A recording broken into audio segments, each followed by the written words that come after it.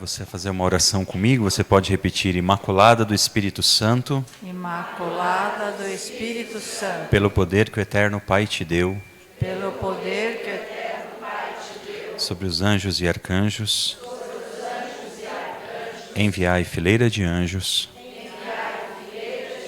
com o chefe São Miguel Arcanjo, com o chefe São Miguel Arcanjo, para livrar-nos do maligno, para livrar-nos do maligno e curar-nos.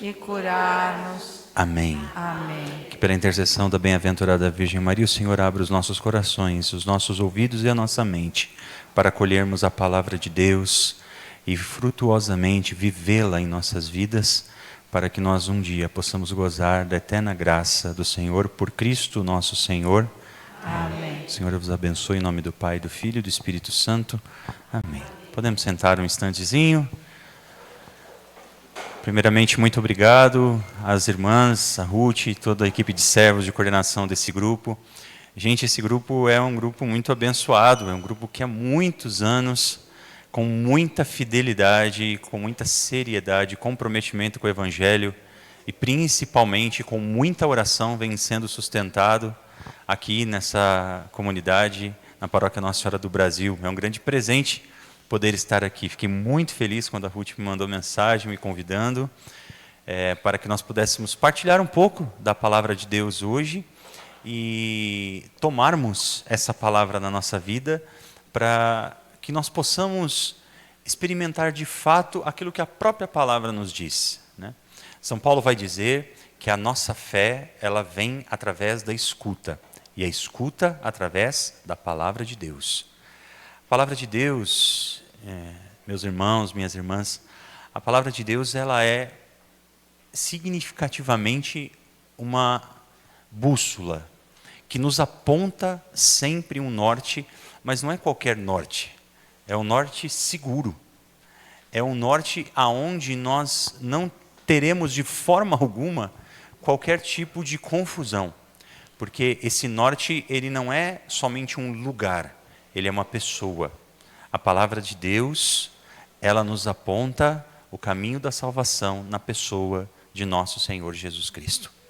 E nós estamos vivendo o tempo da Quaresma, e o nosso tema de hoje que nós recebemos para que nós possamos meditar, está no Evangelho do dia de hoje, o finalzinho do Evangelho que diz: quem não está comigo está contra mim. Mas vamos tomar a palavra, porque se a palavra ela é assim tão importante, ela tem que ser proclamada, ela precisa ser falada, ouvida e deixar cair nos nossos corações. Nossa palavra está no Evangelho de Lucas, no capítulo 11, se alguém quiser pegar, Lucas 11, a partir do versículo 14. Lucas 11, versículo 14. Nós vamos até o versículo 23. Lucas 11, 14, 23.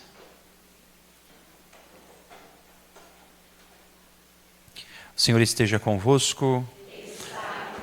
Proclamação do Evangelho de Jesus Cristo, segundo Lucas. Jesus expelia um demônio que era mudo. Tendo o demônio saído, o mudo pôs-se a falar, e a multidão ficou admirada.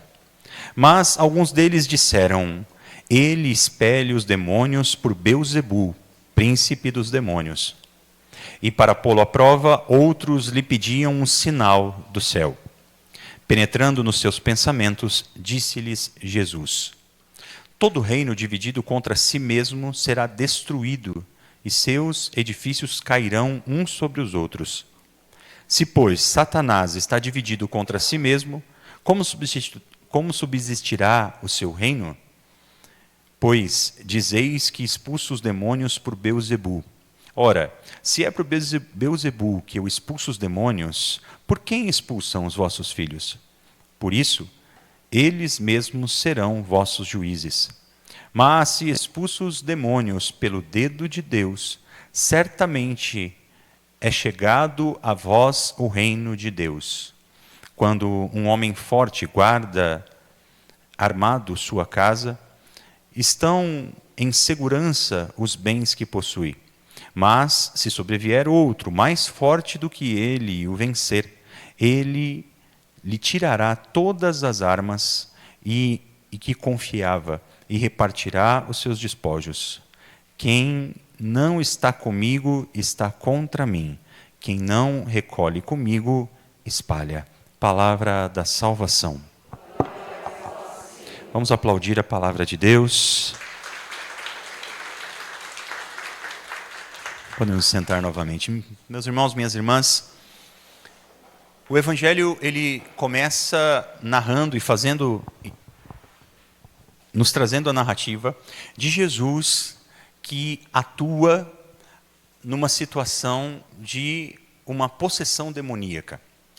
É muito triste porque, ultimamente, com algumas interpretações exegéticas um pouquinho mais progressistas, algumas pessoas tentando às vezes esvaziar um pouco daquilo que é sagrado, dizem não, Jesus nunca expulsou demônios, na verdade eram doenças e tudo isso. É fato, é verdade que na época do primeiro século, aqueles judeus do primeiro século entendiam muitas doenças que estavam ligadas diretamente a algum tipo de enfermidade. Você deve se lembrar, por exemplo, daquele momento em que os discípulos de Jesus mesmos perguntam para ele, diante daquele homem cego, Senhor, foi ele que pecou ou foi os seus pais? Então, às vezes uma enfermidade ela era entendida como uma maldição. Agora, existem pontos, e esse é um dos evangelhos que mostra isso, que Jesus estava, de fato, realizando um exorcismo. Ele estava mandando embora Satanás. E é muito interessante, meus irmãos, minhas irmãs, que muitas vezes nós nos pegamos pensando assim, não sei se isso já aconteceu com você, mas comigo várias vezes. Nós, pela nossa fé, cremos e declaramos todos os domingos da missa que nós cremos num Deus que é 100% homem e 100% Deus, sim ou não? Não é? Nós acreditamos nisso?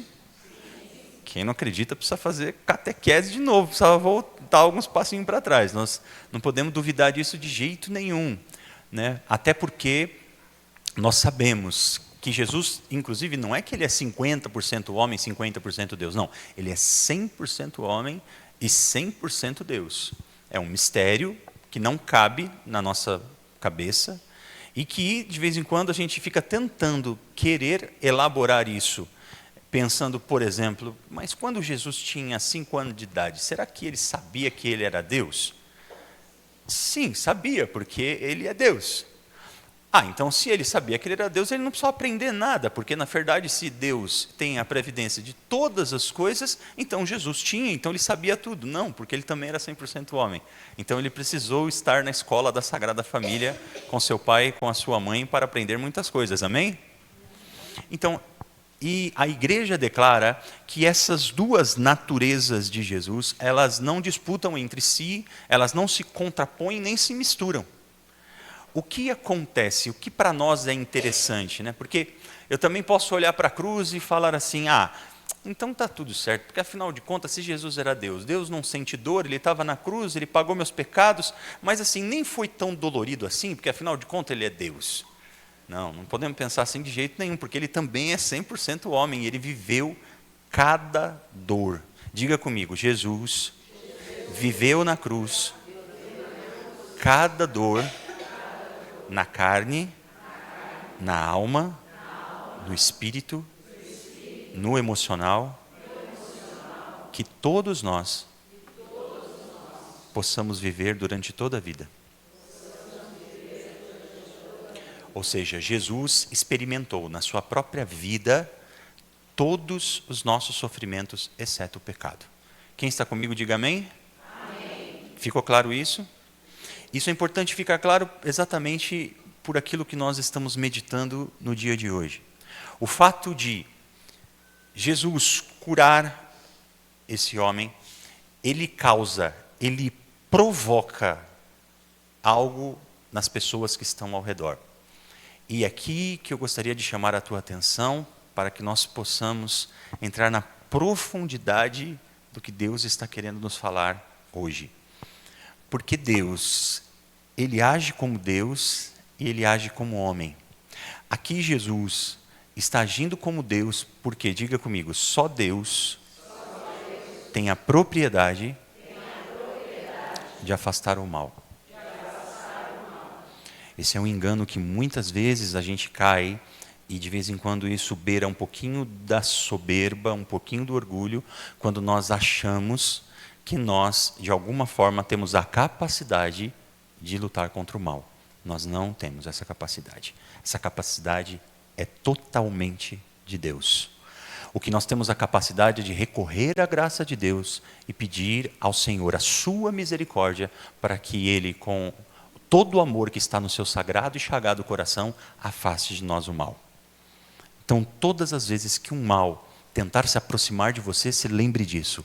Recorra a Jesus e peça a Jesus de afastar o mal. No primeiro domingo da Quaresma, por exemplo, nós temos aquele evangelho sempre de Jesus que é tentado no deserto. Ali Jesus está nos mostrando humanamente como lidar com o mal. Por quê?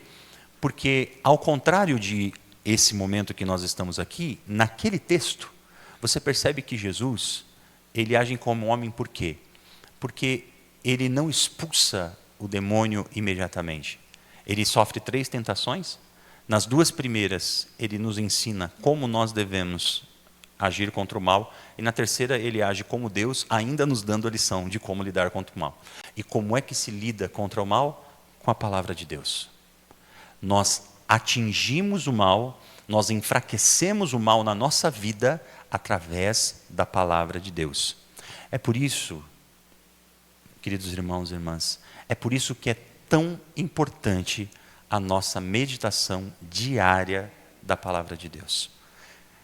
É importante que o Santo Evangelho, que a palavra de Deus esteja ao redor do nosso coração, dentro do nosso coração, na nossa mente, na nossa sabedoria, porque é com a palavra de Deus que eu vou combater o mal. Então o demônio chega para Jesus e fala: se você é o Filho de Deus, se és o Filho de Deus, manda que essa pedra se transforme em pão. Jesus poderia transformar a pedra em pão, sim ou não? Sim. Claro que podia, não é? Ele é Deus, ele fazia assim com o dedinho, a pedra se transformava em pão. E o que Jesus faz? Jesus responde ao demônio sem dialogar com o demônio, sem dar confiança para o demônio. Ele repele o demônio pronunciando uma palavra, a palavra que está no livro de Deuteronômio, dizendo: não só de pão vive o homem, mas de toda a palavra que sai da boca de Deus. Depois o demônio de novo fala: se és o Filho de Deus.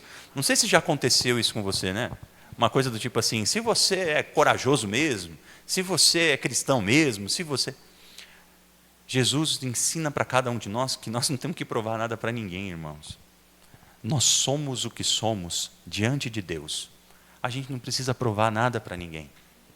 E eu estou indo lá atrás, no primeiro domingo, para dizer a você que aqui, mais uma vez, é o demônio agindo através dessas pessoas, que mais uma vez, querendo provar Jesus e querendo que Jesus prove alguma coisa, dizem para ele: se você é mesmo Filho de Deus, se você é mesmo alguma coisa, nos dê um sinal.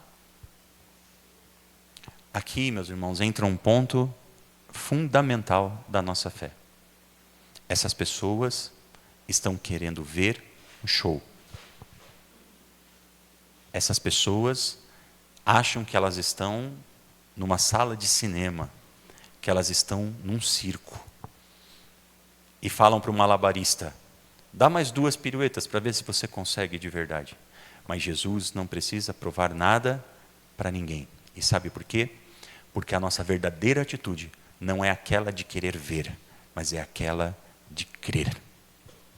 E para crer, não precisa ver. O que acontece é que muitas vezes na nossa história, muitas vezes no nosso dia a dia, muitas vezes nas nossas lutas, a gente não vê nada. E quando nós damos o passo do crer, aí Deus mostra alguma coisa. Aí Deus mostra alguma coisa, porque Ele sabe que eu e você somos feitos de carne e osso, de sentimentos, de sensações e de situações que são sensíveis, que são concretas. Então Deus, na sua infinita bondade, na sua infinita misericórdia, nos cumula da graça de repente, ver aquilo que nós cremos e aquilo que aconteceu. Agora, a nossa fé precisa caminhar numa maturidade que nos leve a dizer e ter a coragem de dizer para Jesus: Senhor, se a partir de hoje eu não ver mais nada, eu continuarei crendo no Senhor. Eu sou muito tocado por uma passagem do Evangelho que é uma das que eu mais gosto, que é aquela passagem quando Jesus vai à casa de Marta e Maria quando Lázaro morre. Gosto muito daquela passagem. Eu sou diácono permanente e uma das atribuições do meu ministério é fazer exéquias. Então, se alguém de vocês precisar, pode me chamar. Exéquias é aquela coisa que a gente encomenda o corpo quando morreu, sabe? Espero que ninguém precise, né? É melhor que ninguém precise, né? Melhor que ninguém, né? Por enquanto não, né? Mas uma das minhas atribuições é fazer as exéquias, e sempre que eu faço as exéquias, eu utilizo esse texto, porque é o texto previsto, inclusive, no ritual litúrgico das exéquias. Tem várias opções, mas eu sempre gosto de usar esse, porque eu gosto muito desse texto. Porque, para mim, ele exemplifica claramente o que é um relacionamento de amor e de amizade com Jesus, a ponto de crer nele acima de todas as coisas. Porque Marta, Maria e Lázaro eram amigos de Jesus, pessoais. Marta, Maria e Lázaro era a casa que Jesus ia para descansar. Betânia, o lugar onde eles moravam, esse lugar se chama lugar da acolhida, é o lugar do descanso. Betânia é o lugar do descanso. Lá era o lugar onde Jesus ia e que ele tirava a sandália dos pés, que ele sentava no sofá, que ele comia um pão de queijo, quer dizer, acho que não, né? Naquela época não. Comia um pãozinho asmo lá, sabe? Bebia um vinho junto com seus amigos, aonde ele podia naturalmente viver sem nenhuma exigência, sem que ninguém pedisse a ele um sinal, sem que ninguém quisesse que ele fizesse um milagre. E Jesus tem essa amizade profunda, e você vai se lembrar, o Evangelho diz que Jesus é avisado que Lázaro está doente, e Jesus nem se preocupa, Jesus nem liga, parece. E depois passa e chega a notícia que Lázaro morreu, e Jesus fala para os discípulos: isso aconteceu para que seja glorificado o nosso Pai que está no céu e seu Filho. E Jesus, quando vai à casa de Marta e Maria, o Evangelho assim narra, que quando ele está chegando, Marta sai ao encontro de Jesus. Ela vai ao encontro de Jesus, e eu sempre fico pensando, se eu fosse Marta, a primeira coisa que eu diria para Jesus, e falar, olharia no relógio e diria: 4 dias depois, Jesus? Quando era para comer pão de queijo, eu chegava aqui na hora. Agora meu irmão morreu faz 4 dias, e agora que o Senhor vem aqui? É muito bonito, porque por conta do esse 4º dia, ele é uma coisa muito importante, porque por conta do costume judaico, uma pessoa, na verdade, ela poderia voltar à vida de alguma forma até o 3º dia. E isso acontece no 4º dia, porque que era para ter a certeza de que Lázaro tinha morrido, de fato. Mas o que eu acho mais belo, mais bonito nisso, é o fato de que quando Marta chega a Jesus, ela fala para Jesus da sua dor. Diga comigo: é necessário falar para Jesus da minha dor. Jesus quer escutar a sua dor. Ele quer receber a sua dor. Ele sabe? Claro que ele sabe da sua dor, mas ele quer te ouvir. Ele quer que você possa dizer para ele: Pai, está doendo, está difícil. E Marta apresenta para Jesus a sua dor e fala: Senhor, se o Senhor estivesse aqui, o meu irmão não teria morrido. E Jesus fala: mas o teu irmão vai ressuscitar. E Marta, com toda a sua fé, diz para ele: eu sei, Senhor, na ressurreição do último dia, eu tenho essa certeza. E Jesus diz para ela: eu sou, ou seja, o nome de Deus, eu sou, o mesmo eu sou, lá, revelado a Moisés no Antigo Testamento, Jesus aqui manifesta dizendo: eu sou, ou seja, eu sou Deus. Eu sou a ressurreição e a vida, e todo aquele que crê em mim, ainda que morto, viverá. Crês nisto? E Marta responde para Jesus: eu creio que tu és Deus, que tu és o Cristo. Marta diz para Jesus: mesmo com toda a dor que eu estou sentindo, essa dor não é capaz, Jesus, de afastar o amor que eu tenho pelo Senhor. A minha fé não muda, e ela não mudará. Ela não vai pedir sinais. Marta não tinha como saber que Jesus ressuscitaria Lázaro. Tanto que a coisa decorre de uma forma muito natural. Ele pergunta: onde colocaram? E ela fala: está ali, Senhor. E no costume, de fato, as pessoas iam até o túmulo, faziam ali uma prece, pronunciavam uma palavra de bênção. Só que quando chega diante do túmulo, Jesus, em vez de fazer a prece, ele diz: tirem a pedra. Aquela mulher não tinha condições de saber o que Jesus faria, mas ela pronunciou a sua fé. Nesse evangelho, meus irmãos, minhas irmãs, nós estamos percebendo que Jesus está, mais uma vez, nos alertando: não busque sinais, porque não é mais necessário. Talvez em algum momento da nossa vida foi. Irmãs, eu digo a verdade a vocês, eu comecei muito jovem na fé. Eu fiquei muito emocionado quando cheguei, porque estava cantando essa música, Espírito de Deus, vem. Essa foi a música que eu fui batizado no Espírito Santo com 13 anos de idade.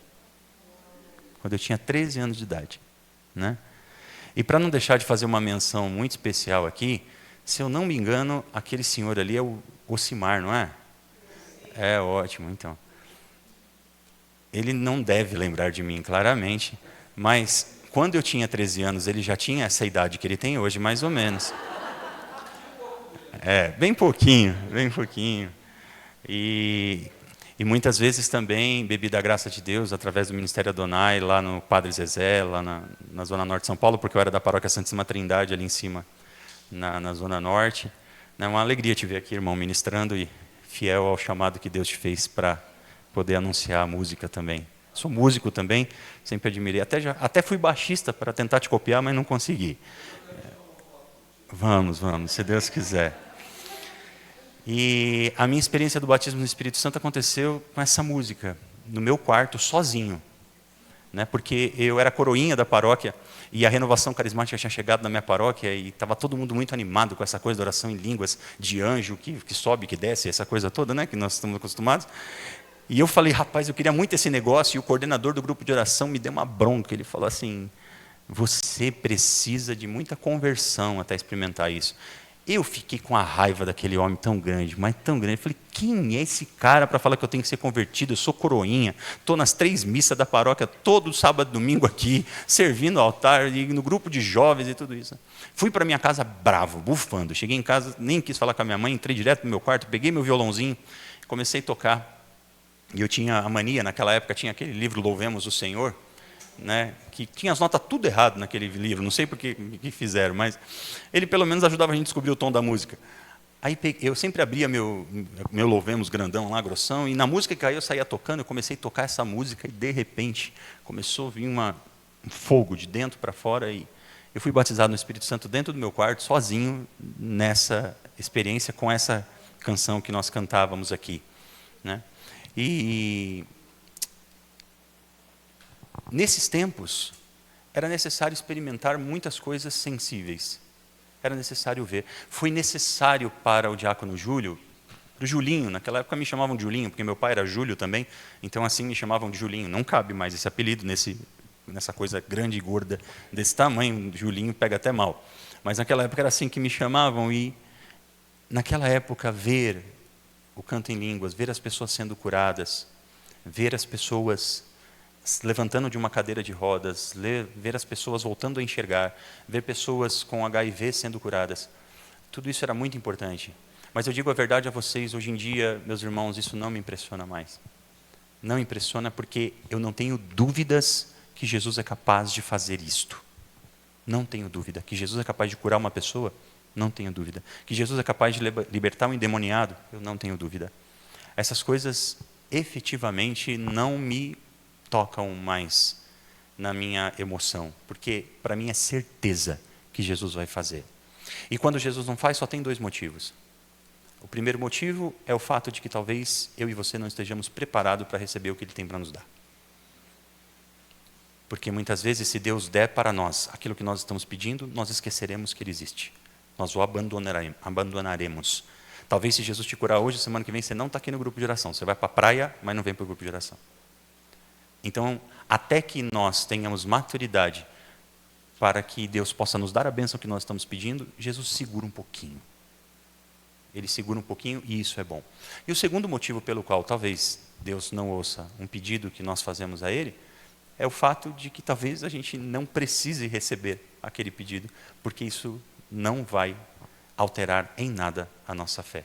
Pelo contrário, se nós continuarmos vivendo a dor, o sofrimento ou uma doença e formos capazes de continuar amando Jesus, eu te pergunto, você quer? Você precisa ser curado? Será? Será que precisamos? Será que é necessário? Claro que Deus pode fazer. Mas essas pessoas dizem para Jesus, faz um sinal para a gente. Cura alguém aqui. Desce agora da cruz e nós vamos acreditar em você.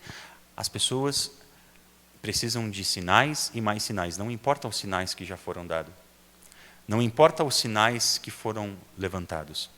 Nós temos aqui nesse texto a prefiguração daquilo que nós chamamos do pecado contra o Espírito Santo.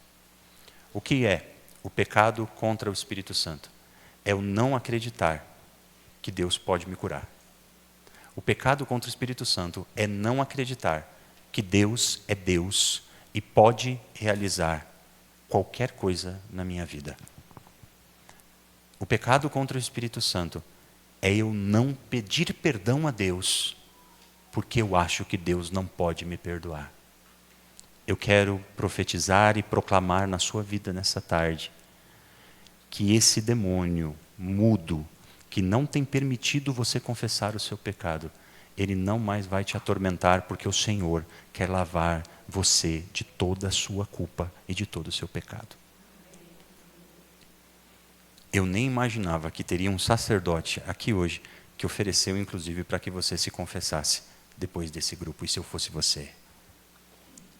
Eu corria para lá.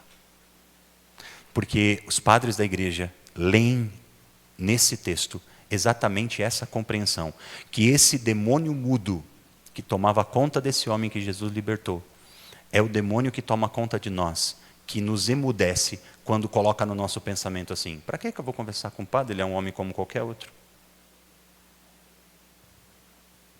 Para que eu vou lá falar? Ah, não, eu tenho vergonha, não tenho coragem de falar isso aí para o padre, não.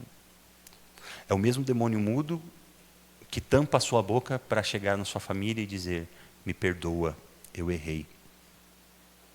É o mesmo demônio mudo que faz com que você não reconheça a sua fé, que você não proclame a sua fé. Porque ao proclamar a sua fé, ao pronunciar a palavra de Deus, você afasta Satanás.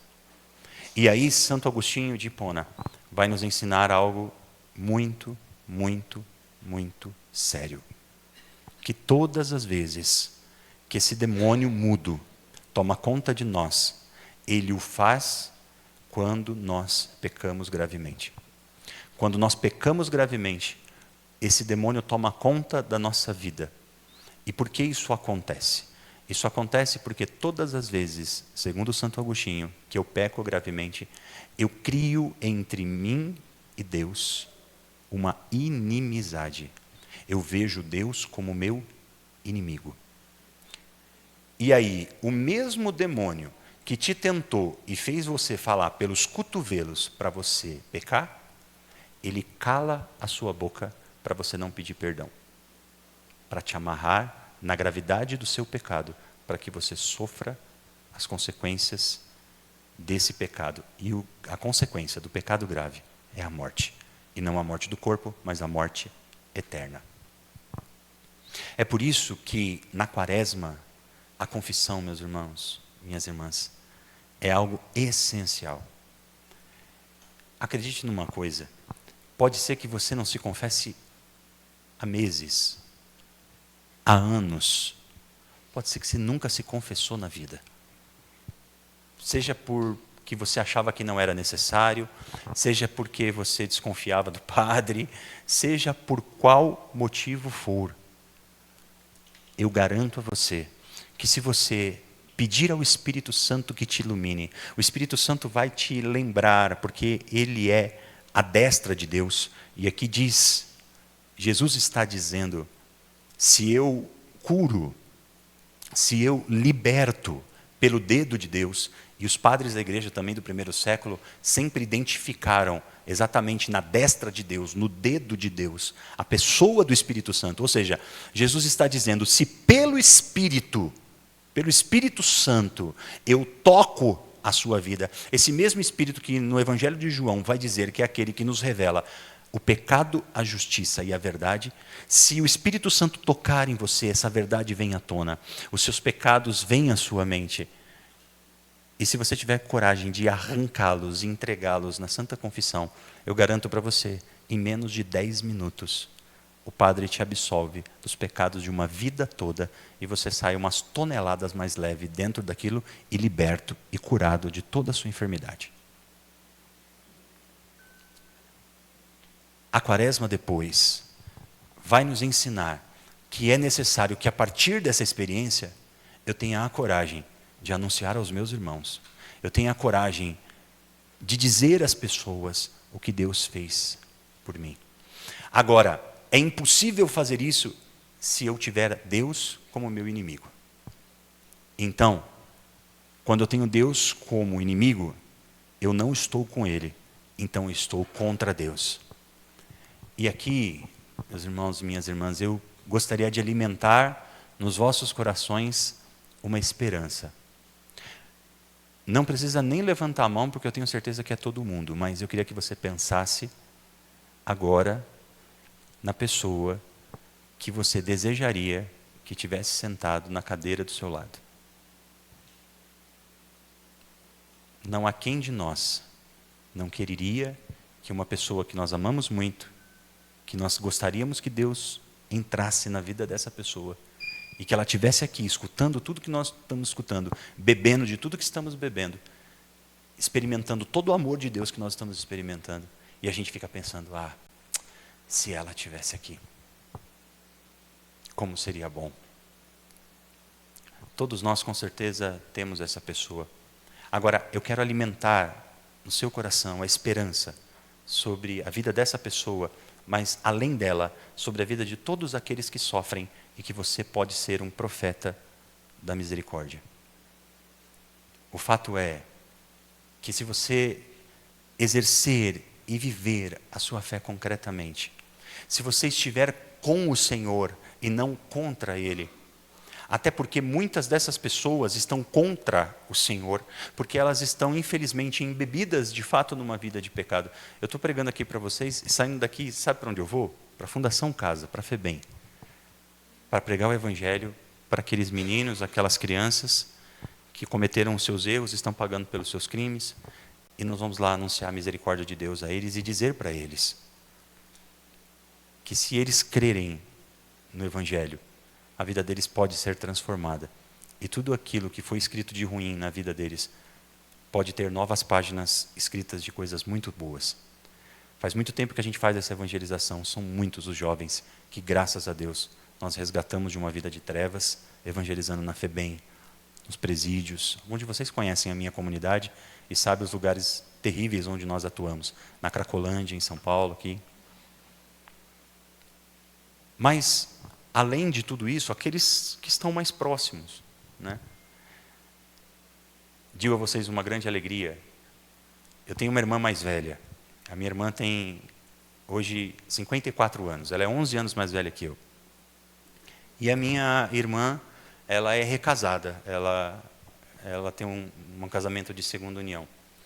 Mas, nesses dias, eu fui surpreendido porque ela me fez uma ligação, porque ela viu um post lá na página do Instagram da comunidade, que ia ter um encontro para casais, que a gente faz, chamado Caná, que é um encontro para casais que estão longe de Deus.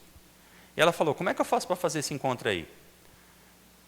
E não é que a bendita fez inscrição e vai fazer o encontro semana que vem? Mas fazem mais de 25 anos que eu prego o Evangelho e vejo a minha família longe de Deus, irmãos. Mas Deus não deixa de cumprir as suas promessas. E eu não tenho dúvida que Jesus vai pegar a minha irmã na curva, nesse encontro de casais que vai acontecer daqui uma semana. Vocês rezem por isso, que são mulheres de oração, pelo amor de Deus, me ajuda, o nome da irmã é Carla, tá bom? Reza por essa bendita aí. Porque eu a amo demais. Nossa mãe partiu faz agora um ano e pouquinho, e agora estou tentando colocar um pouco de juízo naquela cabeça. Acreditem, precisa. Mas, quando então nós estamos com o Senhor, vem a revelação final dessa palavra. Pois aqueles que creem, aqueles que verdadeiramente estão com o Senhor, reconhecem o reino de Deus está no meio de nós. E o reino de Deus, meus irmãos, deixa eu ser muito sincero com vocês, o reino de Deus não é justiça social. O reino de Deus não é alimentar pobre. O reino de Deus não é conquistar uma política de direita, de esquerda, ou de centro, ou do raio que o parta. Nada disso é o reino de Deus, porque o reino de Deus não é desse mundo. Se o meu reino fosse desse mundo, os meus soldados, os meus discípulos, lutariam para que eu não fosse entregue a ti, mas o meu reino não é desse mundo. Eu não estou dizendo com isso que nós não devemos viver a prática da justiça. A igreja tem a sua doutrina social, que é muito rica, muito linda, e eu convido você a conhecer. Compre o compêndio da doutrina social da igreja e leia, e você vai chorar de perceber a beleza que a igreja vê no cuidado que nós temos que ter com os irmãos mais pobres. E quem sou eu para dizer a respeito disso? A minha comunidade tira mendigo da rua, a minha comunidade tira pessoa da Cracolândia.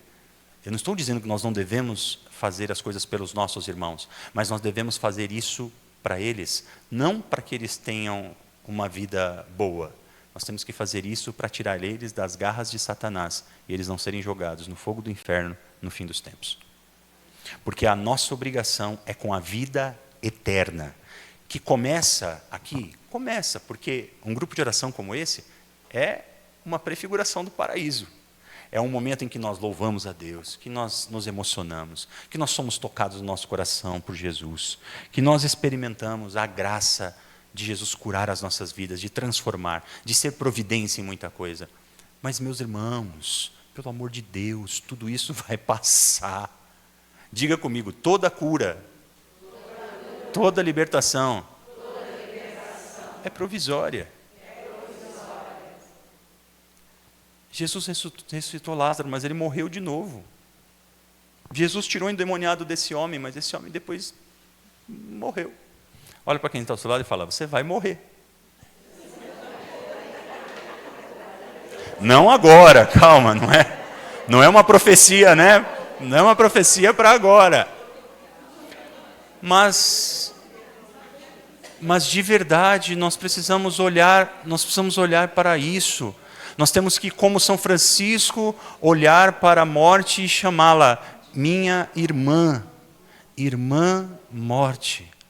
Porque eu tinha um chefe que era muito engraçado e ele sempre falava isso, quem não morre não vê Deus. Né? Então, a nossa vida, a não ser que tenha alguém que acha que vai ficar para semente aqui plantado em algum jardim, mas acho que não. Todos nós iremos nos encontrar com Deus. E é por isso que nós precisamos cuidar das nossas almas. É por isso que nessa quaresma você tem que se confessar. É por isso que você precisa viver as práticas dessa quaresma, do jejum, da esmola, da caridade. Todas essas coisas, meus irmãos, todas essas coisas, elas não servem para acrescentar nada àquilo que Deus é, porque Deus, Ele é. Somos nós que somos mudados, transformados, nos tornamos menos egoístas, menos egocêntricos, nos tornamos mais generosos, temos palavras mais puras nos nossos lábios, conseguimos amar mais a nossa família, as pessoas que estão ao redor de nós, porque esse evangelho penetra os nossos corações e nós experimentamos a graça do que é estar nesse reino, que já é garantido a cada um de nós, porque nós cremos. Eu termino, nós fazemos uma oração. Eu queria ler para vocês um pedacinho do trecho de um livro de um amigo meu, que fala do reino de Deus, que eu acho profundamente bonito. Ele diz assim: para ser bom cristão, é impossível separar Jesus, o Filho, da sua relação íntima com o Pai, que se comunica a nós no Espírito Santo.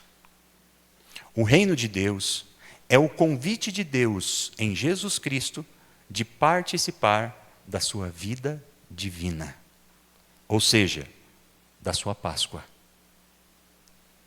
Uma vez que o ser humano, alcançado por Deus através do Filho, se deixa moldar, este pautará a sua vida, as suas escolhas, a sua ação no mundo, não como um agente de um reino, entre aspas, mas de uma família chamada Santíssima Trindade. Você faz parte do reino de Deus. E não são as coisas que você faz que te tornam parte desse reino, mas o que você é, porque você é uma filha, um filho amado de Deus. Por isso eu queria orar com vocês e por vocês nesse momento, pedindo que a palavra do Evangelho, que a palavra que nós acabamos de ouvir, que nós aprofundamos e meditamos, que essa palavra se torne vida na nossa vida.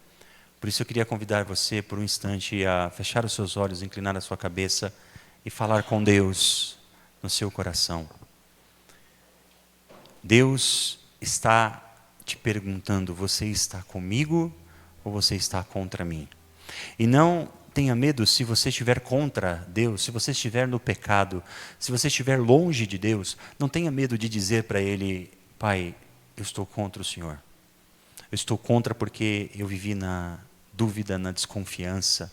Eu desconfiei do teu amor, eu desconfiei da tua misericórdia. Eu desconfiei que o Senhor poderia me perdoar. Eu acho que o meu pecado é tão grande, mas tão grande que o Senhor não poderia me perdoar.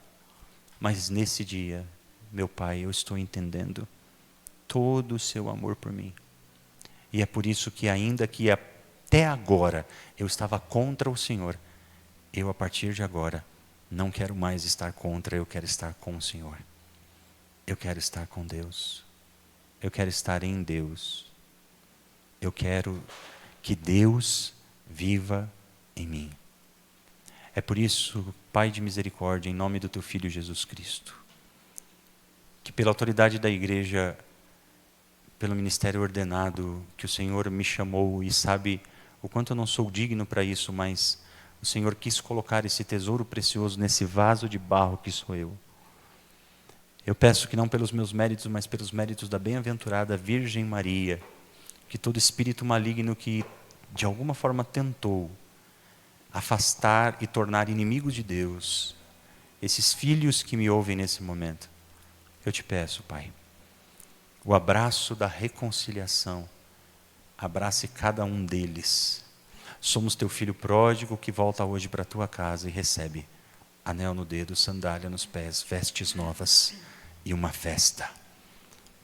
Porque nós estávamos perdidos e fomos encontrados.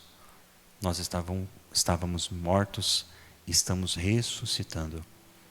Por isso, pela palavra constitutiva do meu carisma do Espírito do Senhor que está sobre mim, Ele que me ungiu a proclamar a boa nova aos pobres, a curar os corações quebrantados, a proclamar aos cegos a recuperação da vista e aos cativos a libertação, a proclamar o ano da graça, o ano da misericórdia da parte do Senhor, eu proclamo sobre esse povo o ano da tua graça, o ano da tua misericórdia, o ano da reconciliação, o ano da volta ao colo do Pai, para que um dia nós estejamos felizes juntos, nos teus braços, mais do que isso estejamos dentro de ti, Trindade Santa. Que o Senhor nos cure e nos liberte em nome de Jesus. Em nome do Pai, do Filho e do Espírito Santo. Amém. Eu e minha casa serviremos ao